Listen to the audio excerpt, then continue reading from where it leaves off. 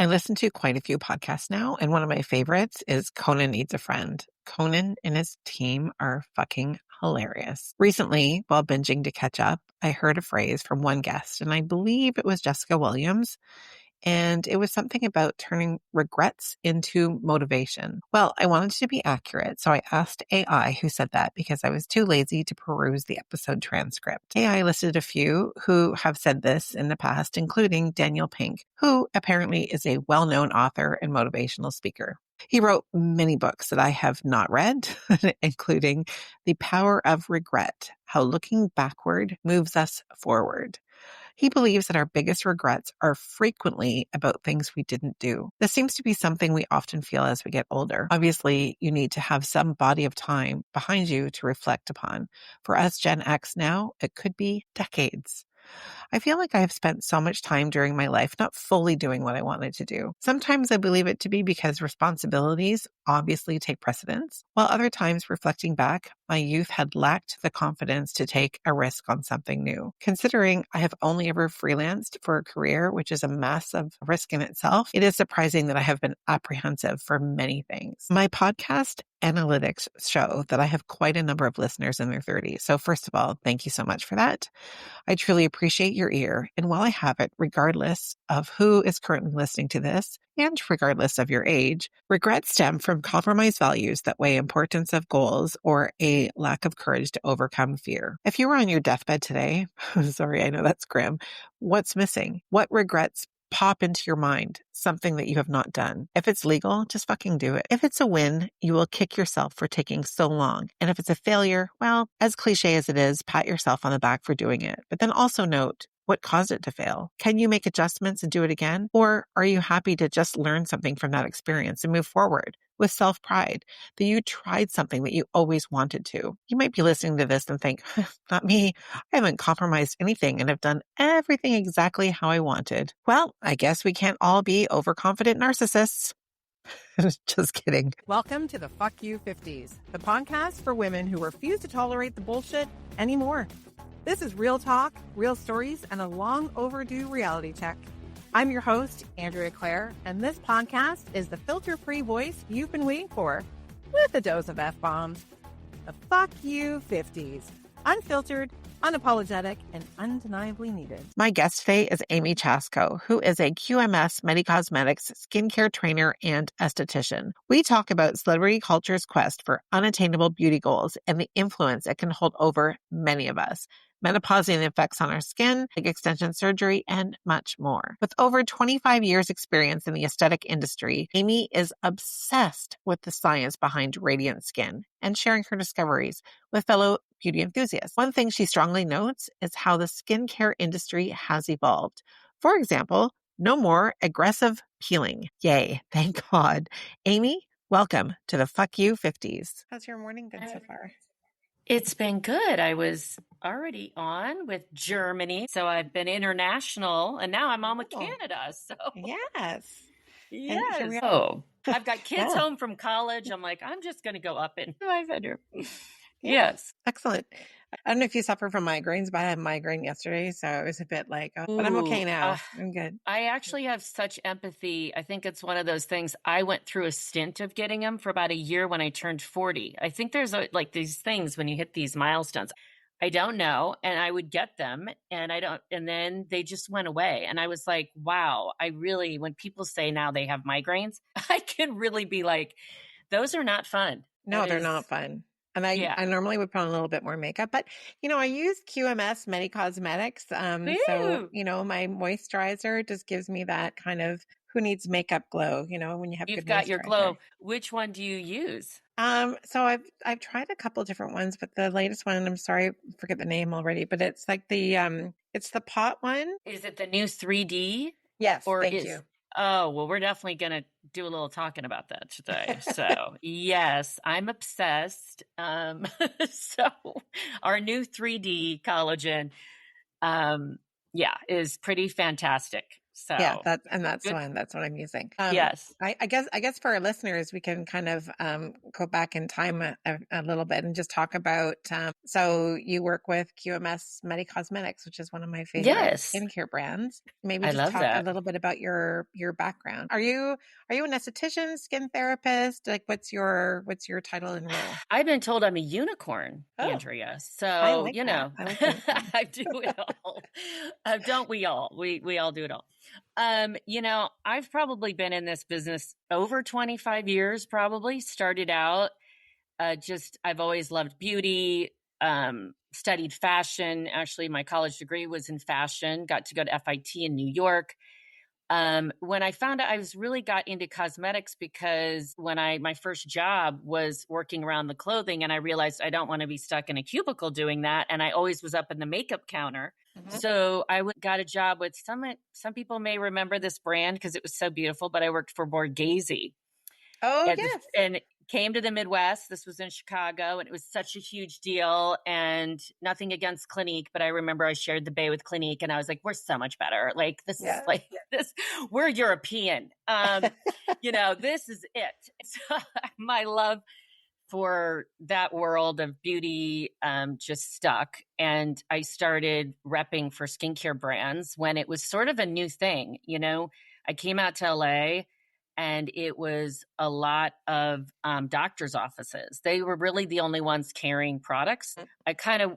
You didn't have to be an esthetician. It was really just college degree, almost like a pharmaceutical rep. But come to find out that even dermatologists back then did not know much about skin. I mean, they knew how to treat skin cancer, but this new cosmetic dermatology and even was new. And I would go in and be like, here's our 70% burn your face off peel. And I'd be teaching them. Yeah. And they'd have no post-care options. I mean, it's just like I got thrown in. But I then got my esthetician's license because I really felt like you had to walk the walk. And it became more apparent as more brands were coming out that they really wanted people that could really dive deeper into the and really products, speak about into it, the right? ingredients. Yeah. Yeah, for sure. Yeah. So that's sort of I've had my license, my esthetician's license for 15 years. And now I really love using that for brands. For QMS, I'm their educator, pretty much for the entire West go over, but help them. Or, a brand from Germany, for those of you people listening that don't know, that is fairly newer in the Canada, US markets. It's been over here about 4 years, but the brand is over 30 years old. So I used to call us a 30-year-old startup. When I would do my pitch, I'd say we're a 30-year-old startup because I want them to know that this is not a new brand. It comes from many, many years of tried and true, research and what the brand has done, and to come over here now and sort of introduce it to a new market has been really great, really just exciting to share with people, so we can dive deeper into what that is. But that's my background. So I love product, love talking product. Yes. So you throw it at me, I'll help you. Yeah. You're like, hit me and go. Hit me. At least I can just give you my perspective, Yeah, for sure. I definitely want to get into that. I just have one quick question so are you from Chicago originally then? Is that where you're from? Sort of. I'm from Indiana. Okay. Indiana gal that was right outside Chicago in a town called South Bend, Indiana, for all my Irish listeners there, the home of Notre Dame. And went to Purdue, and then made my way to Chicago before. I've lived in Los Angeles now for 30 years. So definitely my geography is not perfect, but my grandparents lived in Chicago, just on the outskirts in St. Charles. So I spent a lot of time going to St. Charles as a teenager. Oh, anyway, so let's just dive into skincare. Yes. Please, I feel like just I mean, I know our listeners can't necessarily see us, but and I think some people kind of know what I look like, whatever. And occasionally I post little teasers on my Instagram for the the Fuck You Fit. I don't even know my own podcast name. That's a migraine haze. I'm like, where am I? What's my name? Anyway, or maybe it's being 54. Where am I? What am I doing? Exactly. Who am I? So the Fuck You 50s Instagram account, I post some things on there. But one of the things that and maybe it's my naivete, just because I get a little bit cocky being a hair and makeup artist, like I've been doing my craft for over 30 years, Right. but definitely not an esthetician. But one of my pet peeves in the beauty industry is just talking about once you get over 45 or over 50, it's like downhill for you for your skin, and you need to start using like XYZ if you even can really recoup from at that point. And I guess multiple parts is one. I mean, I think we all say in our industry, it's like never too late to start skincare, first of all. Secondly, one of my pet peeves is, and I always say this in reference to makeup, like makeup does not know how old you are. And I wonder if that's the same kind of thing with aging and skincare, is that sure, there's certain things like I definitely know, like at my age now, like I feel like I see these jowls in my neck, that's definitely part of like the aging process. But I've worked on people younger than I am where they show more signs of aging than I have. So I Yep. wonder your perspective, and not even just your perspective, but your expertise. Can you speak about what are the signs of quote unquote aging, and what ages does that actually affect? Well, that is a fantastic question. And I say, and it's one of my pet peeves, like when I do trainings, people want to put ages on products. And I get really like, this could be good. This probably, would be good for someone over this age. Like some things are not appropriate for someone in their 20s, and I'll try to point out why. But I don't like putting an age on something because there's so many factors in how someone ages. Like you said, like there's genetics, there's lifestyle. And so someone in their 30s could look older than someone in their 50s. Someone might have done a lot of sun damage and had an outside lifestyle for a very long time. I used to joke when I moved out to LA, I would meet, I would start working on clients and I'd know that they grew up in Malibu on the beach. Yeah. They had a lot of sun damage. I grew up in Indiana where we had sun maybe 3 months out of the year. And it was, not the intense sun. And so it probably preserved me because a lot of people would be like, oh my God, we're the same age. Like, and yeah, there's so many factors. Like I've been in this business since my 20s. I've always been using product. I've always been aware. Some people don't get on that bandwagon till later. But I think this like putting like this age on it, like you said, yes, I think it's like what you start to see that bothers you. I can talk about, like, we'll use that 3D product, for instance. I should tell everyone, we are known for our collagen. The brand started with collagen. It was started by a doctor, reconstructive surgeon, working on very post-surgical scarring. This is when that was first starting to hit the market too. You have to think about 35 years ago, they're starting to do facelifts or even just working on people that were maybe burn victims or having scarring. That's how he found the brand. He found this collagen that he could put in cosmetics that is 97% closest to our own and mimicked our collagen, and then put it with a formula that gave it its complete, benefits, right? And he, even QMS, the name initially was Quality Medical System because he had his patients on this system, right? Okay, So I didn't know that. Everybody got on that. And it's been sort of our thread through this anyway, that like, everyone should be on a routine. Like if someone asks me, well, what do you do? I'm always like, I'm always on a routine, no matter what. Yeah. It takes a commitment. When people go, well, I want your skin, but I don't wash my face at night. And I'm like, well, think of it as a car. Cars rust. If you do not wax them or protect them and then rinse off what you've put on, it's aging. You may not see it today, but you will see it. Like you've got to think of your future. You know what I mean? And what is funny, if I can just interject here, this I feel like is like perfect. So I see a menopause doctor, right? And Right. one of the things that she has wanted me to start using 3 times a week is a vaginal estrogen cream. Okay. Yes. And you're like, Part of okay, our where is routine this now. going? Okay. And and I said to her, I had a follow-up appointment recently, and she was like, oh, like, have you noticed the benefits from the cream? And I said to her, I said, I need just to be honest and upfront with you. I said, I'm one of the worst patients. I said, I'm one of the best and one of the worst. And she says to me, well, I know what you do for a living. You put cream on your face every day, don't you? Right. So this should be just part of your routine. Yeah. It's just part of preserving that, Right. rust. We might even be coming out with a product for that. Europeans are very big on too, like internal matching external and your vitamins, as they call it, and different things that you should take that really correlate with everything, right? Yeah. But so going back with the collagen 3D, and speaking of like jowls and things that are, maybe then start to creep up, right? Because this menopause thing happens. We all have friends, right, that have gone through it at all different ages. Some get it early, some, we don't even know that we're in it. We say it happened overnight because I feel Yeah. like it did. Yeah. It's like, what? But we know that's not true, right? And everybody, again, gets a different effect from it. Like for me, I never really got the hot flashes. I got, brain fog and just being completely snippy and having a completely different personality sometimes, right? But Yeah. like I had, I didn't, like we all get like these different things and you're like, oh, is that it? Or, oh, am I in that? So our doctor has retired, living his best life in Spain, that is the QMS founder.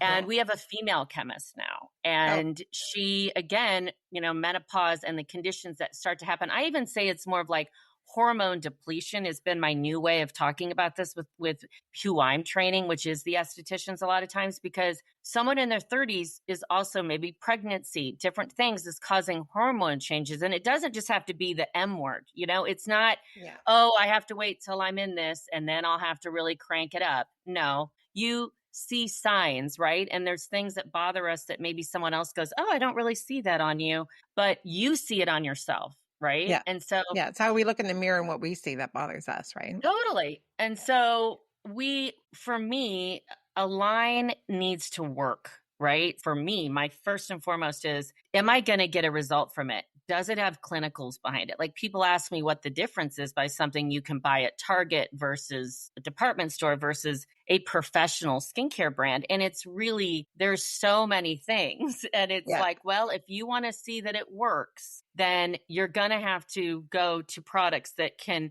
have spent the money to do the clinicals on it, right? And to make sure it works. Isn't it also just basically like pharmaceutical grade versus like cosmetic grade? Yes, they're going to have the technology, but it's about the efficacy and how much is actually in it and the level of the effect of the ingredient. So then there's products that are only sold in a professional setting, right? Yeah. And so what makes those different? And there is price point differences, and you have to decide what's important to you. I always tell that to people, like, well, I can only educate you and you can decide what works for you. That's what I do. I guess some of them that are kind of like the I don't want to say lower end, but I guess more, would you say more cost General. effective? Yeah, for the like the general mass consumer. market, I guess, brands, right? Yeah. Is they're going to have more of a Band-Aid solution, right? Versus something that actually has long-term results. I love that you say that, because so our founder, no, it's great because our founder, his key thing was we treat the causes, not the symptoms. So it was about getting down to the root of the problem, which may not be that you see the next day. It's not just about putting something to soothe it for that day, right? I have a bug bite. I'm going to put something on to make it feel better. That's like treating the symptom. But we want to get down into the cause. Now you might have some scarring from that. What was causing it? What can we do on a deeper level to make big time changes in the skin? And when I say like you start to age more, you need to find ingredients that are doing bigger and better things for your skin so that you see a result. So that's sort of, what QMS really does and does really well. I mean, they stay in their lane. They say we are a collagen brand. They're, I think some brands get too busy trying to be everything to everybody. We fit a niche. Yeah. That's great, and so then they can build. So what, I mean, maybe just because listeners might just not know, but what are the benefits of collagen? I mean, obviously that's naturally found in our skin anyway, right? But what's the importance of having a product that has collagen in it? And do you think that is across the board then for all ages? Let's start with that. Yeah, well, collagen is probably 60% of our body, our skin. It's really what is the supportive, just basically the support of our skin. And as you see, we talk about collagen so much. So I also think it gets thrown out there like, oh, collagen and elastin. And they're also two very different things. But collagen is definitely, we want to have our collagen back as we lose it. Just like everything, processes slow down as we age. And so our cell turnover and collagen, does slow down. So everybody needs it. And what they found with the collagen, even how it was originally found in the surgical, when they were working on these patients, was it was really smoothing the skin too, helping. So if you think if it was helping a burn scar or surgical scarring, it's also helping then just on the normal person if they had any acne scarring or any unevenness in their texture, any pigmentation marks, it's going to then help that. It's also going to plump. I always say he was kind of ahead of his time on a lot of things. He put hyaluronic with it. Hyaluronic back then was not a known term, the whole thing was that it was about protecting, because people always go, oh, collagen. I don't know. I've heard you mixed about it. And I'm thinking, well, it's not the collagen that people think they're putting in their coffee, which, by the way, is not really doing much. But if you like it, I wanted to ask about that too. But... I'm also like, if someone thinks it works, like those gummies, okay, the gummies that have collagen in them, if you think it's helping your hair grow, I'm not going to tell you it's not. But the efficacy of going in for our skin anyway is things need to go deep into our dermis, which for people out there, that's the second layer of our skin. Our epidermis protects us, our outer layer. And then we want things to go deeper in to make bigger changes. So that's sort of my answer on like anyone should use it. Even my daughter who's 18, she uses our collagen because it's, again, more about protecting, hydrating, plumping.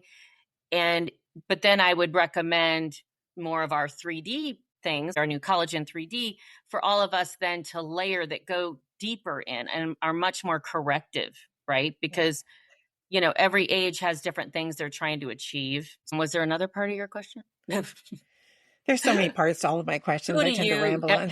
Everyone should use it. That's all I'm going to say. Universal. Yeah. Everybody. Everyone should use collagen. Yeah. I tell you, like, I notice a huge difference with my skin, and I feel like I like repeat this all the time, but I have like an autoimmune disorder that they're still trying to figure out exactly what it is, which I guess is so hard to diagnose. But it's interesting because I get this like pigmentation, or I guess not pigmentation, but this like redness on my cheeks, right? And they're trying to decide, is it rosacea or is it lupus? And honestly, I even find it confusing myself, because when I try to Google what the difference is, I don't quite understand what the difference is. But it's never irritated. Like it never feels tight or itchy or anything. It just, sometimes it flares up and sometimes it goes away. But I can say, back to how I'm the worst patient, because I don't always put my skincare on like I should religiously every day. But when I am in the good skincare habits and I'm putting it on all the time, it's like it basically goes away. Like this is like not a flare up right now. It's still like a little bit pink, but it's not a flare up. And see, you notice, right? Like totally you're notice. A testament to like when I don't use something, then I see it come back. I do think like long term, we want that to be corrected after using a product for so long, right? And not, just do the covering up of your redness, right? Or something that pops up. We want to be able to correct it. And I do think that people have this expectation, if they try something really quick and it doesn't work, they move on to the next.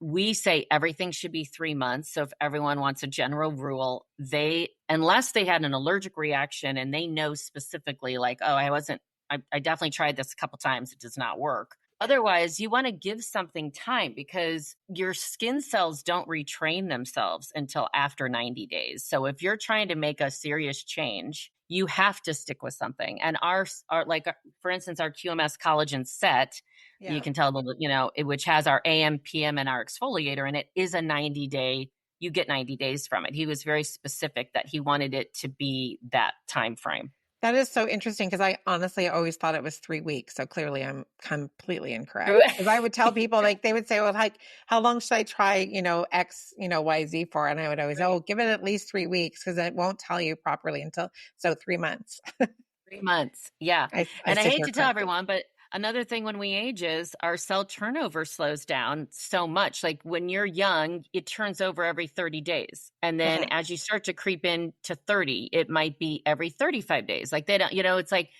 all that slows down. So that's why things can take longer the older you are, like Like you getting up want, off the couch. right? Like, what is this pain in my back every time I get up? Like, what the Um, hell? I thought I was yeah, young. that's I exercised and I'm sore for 2 days. Ugh. This didn't used to happen. But I always try to tell people I mean, it was funny because when our doctor got the nickname the wrinkle doctor, and sometimes QMS would be called the quick magic solution. And he was very quick to say, nothing is quick. This is science. Yeah. Science, not miracles, it was his tagline, because he was like, I put too much work into this. Where's my miracle? Have you found just being in the beauty industry, like as you get older, do you really notice a lot of ageism? Yeah. It's at the end of the day, it's the beauty industry, right? And I wonder how much longer do I have 5 more years? Like, how much longer can I be the face and represent the brand and be out there? And I find that even people that say, like, oh, I'm not going to do anything, but then they get caught up, in fitting into this box. I also live in Los Angeles, which is Right. even more like There's zero pressure there whatsoever, right? That's what insane. I Yeah, no hear. pressure here at all. None. Yeah, I definitely see it. And I met people that like are around my age and might happen to maybe not look as youthful. And I've seen them kind of pushed out. And I do think it happens. We say we don't want it to, but I do think this menopause thing, though, has been interesting. Like, we're Yeah. talking about it so much more now. I mean, our chemist, who is a little bit younger, but than me, I should say, she might be in her 40s, but she was starting to experience hormonal changes. And, Mhm. obviously brands don't just come up with something overnight. Like, so this collagen 3D that we've kind of been touching about is this new innovation. We were the first company worldwide to bring it to market. It's 100% skin identical collagen Oh, wow. that is made in a biotech lab. So in doing that, it doesn't use plant or animal. It makes it vegan. It's an enzymatic kind of process from yeast. That was not enough. You have that ingredient, this 100% skin identical collagen, which is insanely got so many benefits. But then she wanted to have other ingredients in it that were really addressing the hormonal changes going through with women in this menopausal kind of age, that are the jowls, deeper fine lines and wrinkles. And she put in a product in there called Feminage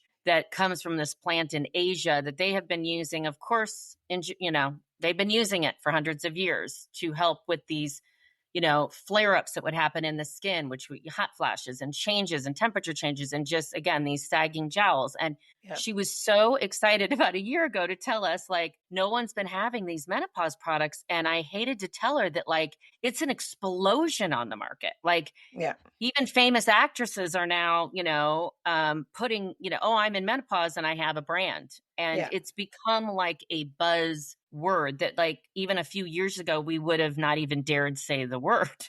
Yeah. The one thing that concerns me with all of these brands that are popping up everywhere with that, that whole kind of meta washing kind of thing is Right. it concerns me of who has brands that are just like put your name here.com, Yeah. and Oh, and lots. it's like, so I mean, I like to go for a tried and trusted products that have like the R&D development and have that science behind them for like anything, I guess, for that matter. But maybe I'm also too quick to kind of discount these boutique brands that are also doing well. I just I don't know if you have any insight to that, but all these brands, like how do you filter through them to find them that are legit and not just like cashing in on people spending money with the menopause? Well, therein lies the problem, doesn't it? It's like, if I had the answer for that, no, because I do think it happens with everything, right? With this menopause thing, like, you have to do your research, like, where is it coming from? And like you said, is it tried and true? Has it been around, or is it just like they jumped on this term Yeah. to sell something, and be a quick bait for people on, social media. I wish there was some way, I mean, maybe it's a pipe dream, like that people can get like either like a pink check mark to like verify it, or like maybe the Menopause Society will open up and allow people to have like a subdivide of like brands or something. It's just, Can we it's be so on hard. that society, Andrea? Can we be? Can Yeah, we be in that I would. society? Yes, I think we can. Absolutely. I want to help. Yeah. I really am there to help people.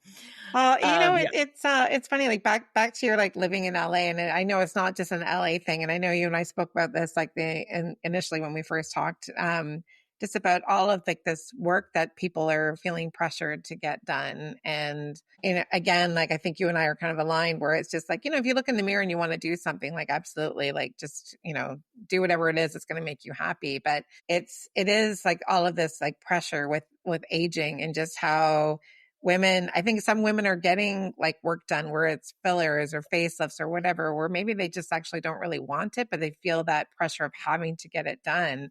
And like I say, I know it's not just in LA, but you probably see a lot of it there for Oh, sure. I see a lot of it here. A lot of it here. But I definitely travel now, and it's so funny because I do see it in a lot. Like LA, I think sometimes even gets a bad rap. I see it everywhere, and I do think that as a society, and I always like I'm the same as you. Like if it makes you feel better, you want to do it, eh, by all means. But all I say is please research who you're doing, like Yeah. who you're using. Make sure you've looked into it because you just hear way too many stories. And I do think that people get talked into things and then they regret, like, Yeah, you know, and I just think it is such a personal decision and like when you're ready. Um, and that's different for every person, right? for sure. So, I saw I was on TikTok 'cause I'm such a child. I was on TikTok, and there was a woman, it was fascinating. She went and had a facelift done in Mexico, and she was okay, talking about how inexpensive it was to go there and why she was doing it. I mean, it almost seemed like she was sponsored, but she claimed that she wasn't, but I was hooked. So I had to go through and watch all of her videos of all the stages from when she had it done. And right, I mean, she looked fantastic. But then, of course, once for whatever reason that was suggested to me, then I'm getting all these women that are having facelifts done in Mexico. And I was like, oh my God, I can't, I can't go down this yeah. and watch it all. And, yeah, I That'll take also, hours of your day away. oh my God. Yeah, endless. But it just reminds me of like it's like some men that go to Turkey because they're known for having like I think leg extensions there, and also like the plugs. Like it's just like one of Leg those. extensions. Yeah, Wow. they can get like they break the leg and they so they can make them taller. I just kind of think like, oh my God, what. Oh my gosh, I have never heard of that. Boy, wow. I mean, hey, I guess if you have money to spend, you can find where you can spend it, right? But Well, yes, yeah, you're right. I just think like when will that end? I mean, sometimes I feel like I've had Botox. I haven't had it in a while, and I feel like I want to get back to it. But and again, Yeah, to each their own. I've expressed this to people before, and they're like, "You don't need Botox." I'm like, "Yeah, no, I know I don't need it, but I want it." And I feel like sometimes though when I get it, I feel like it makes me look older. But and again, it's like one of those things. Like some people that get permanent or semi-permanent stuff done, like fillers, I just would never do because I just don't. I don't think they look natural. I don't think it looks right, real. I don't know. right. Maybe that's funny that I say when I'm talking about Botox, but I remember I was doing a talk in I'm with Singapore. you. I do the Botox only, and Yeah. I don't know, just personal, but Yeah. yeah, I mean, I find, and again, I'm not a doctor, so I don't know, but I find like a lot of women when they get like the fillers done, they get it kind of filled. And let me just point out all my yep. imperfections right here, but they get it Like they filled can in see that here. Well, then she's it looks pointing at her rounded. around her mouth. Yeah. Oh yeah, And the same like yeah, under the eyes, like sure it might plump up, but then it's like I guess it like you say you do your research. But I remember doing this like makeup beauty talk, and somebody in the audience had asked me my opinion about Botox and fillers, and I found that I had to like look up to the ceiling to address the audience because I didn't like there was a bunch of women there that had had fillers done, and I just thought it looked really bad. But when someone gets something done, you're not going to give them an opinion because it's kind of like they've done it, and I wouldn't give Oh, anyone an yeah. opinion unless they're asking me as a professional opinion. But again, still, I wouldn't be like, yeah, you should try and get those fillers removed. Too late, Exactly. I think we get put in a corner, right? About like, well, should I do it? It's like their expectations. And my Midwest in me, I never want to hurt anybody's feelings, but I'm also like, how honest do I get? Yeah. Do I tell them that, like, well, and again, I'm not selling, the Botox. I don't do it. I don't have Yeah. the license. So Yeah. it's just my experience, or to say it softens, if this is what you're trying to achieve. But the facial's not going to get rid of your 11. If you No. have a deep 11, which is the big wrinkle that goes in between your eyebrows, what's your expectation? I think that's more what you talk to somebody about. And then, like, if you want to go, you should go get a consultation. There's a lot that goes into it, and what Yeah. your pocketbook wants you to spend, right? That's So what's also someone's true. expectation, and then what do they want to buy? Yeah. That's Totally. yeah. Absolutely. Yeah. Have you found, like, as I know that this is a profession that you're in, but have you found over the years that your perspective or your opinions towards aging has changed? Yes. Yes. I love how your response is always very definitive. Yep, 100%. Yep. Oh, yeah. I mean, it is funny because it's like when you're 30 and they're talking to you about things that are going to happen to your skin, you kind of don't care. You're like, well, I'm not in that. And Yeah. I guess I'll care about it when I need to care about it. I don't know. It used to be, if it hurt, it worked, peel the skin off, where that's really not the best approach. And that No. was very, when I got into the industry, that's what it was about, and how it has shifted into, what can we do that's going to build up deeper and make better changes? And maybe we should be a little bit more concerned about protecting the outer layer. That's why our skin's there. It wasn't to take it off. Like, I do think that some skins might need what some people call a peel. I actually kind of hate the word peel. I try to not use it. We have an exfoliant in our brand that is gently exfoliating and helping, that cell turnover. But again, it doesn't make someone not be able to go in the sun for a week. It doesn't have, Yeah. So any so like, aggressive. it's not aggressive. I call it smart exfoliating. He shut it off. It actually self neutralizes itself in 15 minutes. I guess you could leave it on overnight. It's just going to feel stacky or tacky, and you didn't put a moisturizer on, but it Yeah. shut itself off because he didn't want it to continue working, because then you could do damage. So I say, when people go, well, what should I do for deeper things? I just always recommend laser, because they're much more of a controlled, experience. And yes, you may, have some downtime, but I just feel a little bit more trusting of that Yeah. And then than, lasers have come a say, long way too, oh, right? they've come such a long way, such Yeah. a long way. So that's what I tell people. And then for yourself, like, do you have any kind of trends or things that you're focusing on for yourself? Yeah, like, the biggest trend I see that I think is so great is that it's more of a personalized experience now with skincare. Like, it's not cookie cutter. Facials used to be very confusing. It's a thing we talk about with spas, where it used to be like 25 facials on a menu. So then a client would go, well, I'll just take the massage Yeah. because they were way too confused. So, we've really gotten it down. Even for our company, we now have 5 core facials, and it's like we want to build on those with the client, and what they have going on right now might be different from 6 months from now, and what we're trying to go. So I think that's a really cool thing that's Yeah. happening. What I've always done too, and I don't know if you would agree with this, but I recommend this to people as well, is like, when you go to get a facial done, I mean, sure, there's going to be some facials that you might want to have. I don't know if in North America, if they have like radio frequency facials, because I used to go Oh, to a place in Singapore all the time for them. But I would go and I would just say, either I would say, I like this one or this one, you pick, or I would say, what do you recommend? Like, looking at my skin today, what do you recommend? Because it seems like, it's like it kind of changes. Like, even like with weather, like travel, overindulgence, that can really affect the skin, in yeah. which case you want to treat Yeah. that, right? You don't want to keep doing the same thing. You won't achieve a better result. I am obsessed with making sure my skin is like iced and dewy. And I do a mask every morning. I do a lot of times another mask a couple times at night, and it doesn't take that much time. It's like, I say, we have a mask called Power Firm that has this ingredient in there called Paracrest that mimics Botox temporarily to soften fine lines and wrinkles.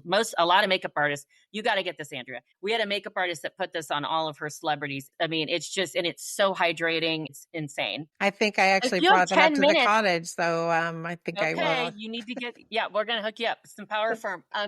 If you got to make your coffee or make your juice, the mask can sit on you for 10 minutes. Then can you do masks like that? Like I mean, or does that depend on your skin?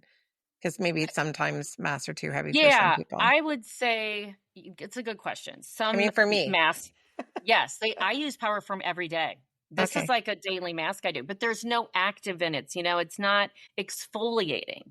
Right. It's hydrating, plumping, and softening those lines, and then I just rinse it off. Right. So you're saying I'm a good candidate for that. Yeah, exactly. And it has almond oil in it. It smells beautiful. I'm all into that too. I just got to have the whole experience. And if someone's like, oh, every day, come on, lady, I can't do that. Okay, at least a couple times a week if you want.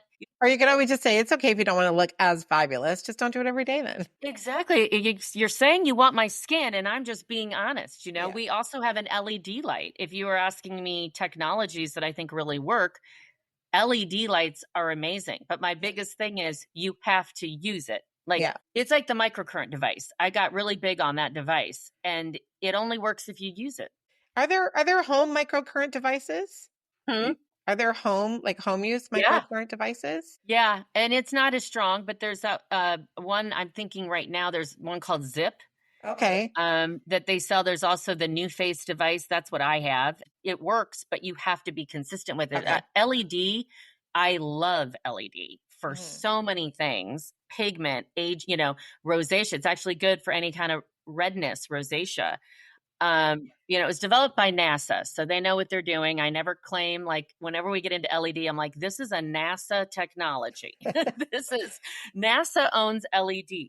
Yeah. But even on our box, you need to use it 5 times a week, 10 minutes. All you need is 10 minutes, but you need to be consistent if you want to see change. We have like a red light therapy sauna at our house, and I have to say, when we first got it, I was using it all the time, and I'm inconsistent. So yeah, if I was there, I'd come. I'm sorry, I'm at the lake house right now, and my red light therapy sauna is not here.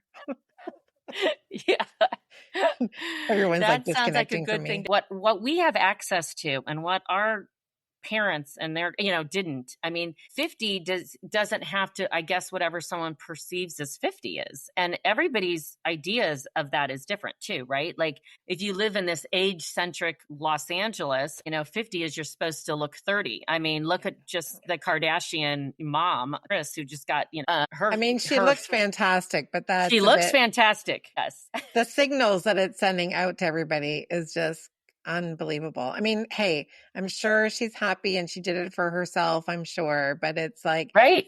Now it's when you're on the outside looking in, you're just like, no, what the fuck? How am I going to keep up with that?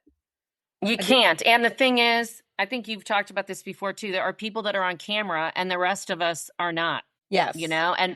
And someone in, Topeka, Kansas is happy but just wants to help themselves feel and look better. And what their idea of that is very different than what we make everyone else, is out there in the media. Yeah.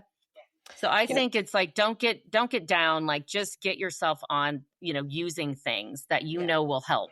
The one thing, if I can just touch on this, you just said the fact that we're not on camera. I mean, of course, sometimes we do these kind of interviews or, I had done some TV stuff years ago, whatever, but people need to understand that. I, as a hair and makeup artist, I have done some work with celebrities, and of course I cannot say names, but I have worked with a couple of female celebrities who, when they're on press junkets, they have a full-on liquid diet.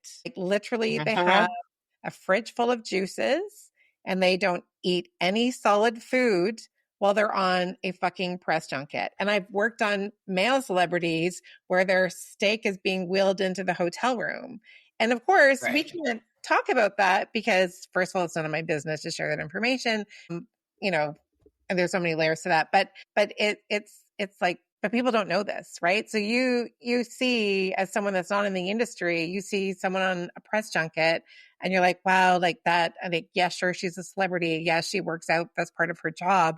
But wow, I wish I could look like that. It's like, I'm telling you, that girl is probably 2 weeks on a liquid diet and is counting down the days so she can have her fucking steak as well. Oh, yes. I always assume people get the smoke and mirrors with this industry. I've been in it myself, and then worked in it. And I have a lot of makeup artists that we do too. And like, it's just the best way to describe it. It's smoke and mirrors. Like, Yeah. I mean, what, and I just think now there's people see all that, but then I realize like, no, I guess they don't. Like, they think that this is like just was achieved, like, I don't know. Like the genetic lottery. A lot of people say that, oh, they won Right. the genetic lottery. No, well, I mean, maybe there's a portion of that, but also there's a lot of fucking hard work in that as well. And like you said, unhealthiness that's not attainable. Like you can't stay on a liquid diet. So it's like, okay, well, I went on it, for this amount of time, and then they go back to their life and no one sees when they're just back in their life. Yeah.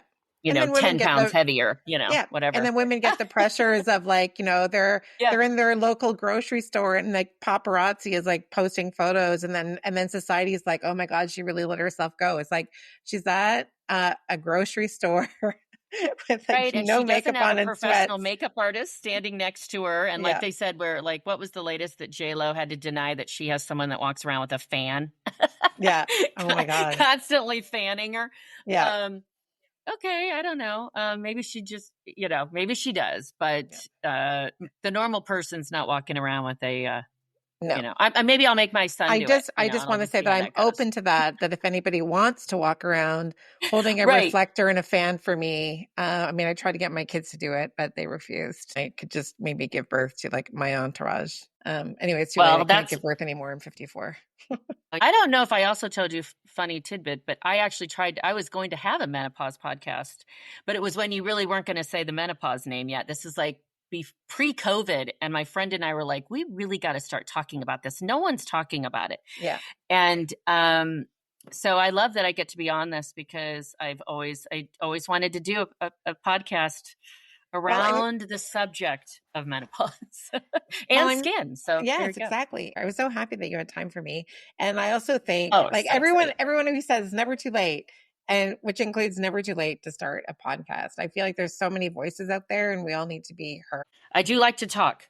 Yeah, good. We both do. Get me on a subject. I like to talk, and it's been great. I'm so excited, and I loved that what you're doing with this, and I think it's so needed, and I think that women connect with it, and maybe men do too. Let's try to get them to understand what we're going through, right? Exactly. Like, they have to hear it enough from their wife or their significant other. So.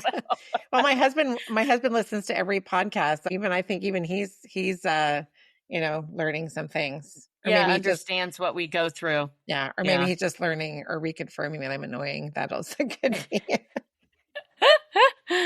Make sure you get that Power Firm mask. I want to have you use it. Yes. For a while and get your thoughts. Okay. Yeah, absolutely. And I'm so happy that I'm excited that it mimics Botox. And now you know what's in it. Yeah. And I'm sure there'll be links if anyone is interested, like our collagen and our collagen sets. I definitely think if anyone's like new and wants to try it, it's so amazing. Yes, absolutely. I'm going to for sure put in the show notes. And I'm going to include your Instagram handle as well, if that's okay, if you want me to, Amy.